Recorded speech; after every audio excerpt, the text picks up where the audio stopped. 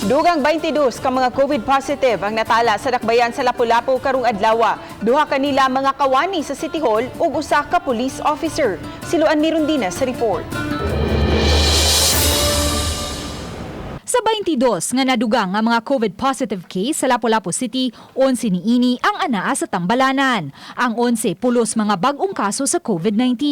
Sa mga bag-ong konpermadong kaso, duha kanila mga kawani sa City Hall. Samtang ang usa, 15 opisyal sa PNP, kasamtangang na-admit sa usa ka pribadong tambalanan sa Cebu City. Samtang ang laing 11 resulta sa gipahigayong contact tracing sa Barangay Paho, Pusok, Luok ug Ibo. Sa manamo buhaton karon, ngadto sa lugar, no?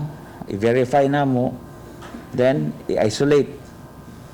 And then, meaning isolate na to, kung doon ay dili mo allow ang lugar nila dalon sa isolation facility. Sa pagkakaroon, musumada na ngadto sa 220 ang mga COVID positive cases sa Lapu-lapu City.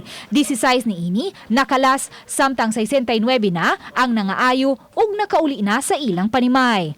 Uban ni Godfrey Rillian, Luan Marondina, Balitang Bisdak.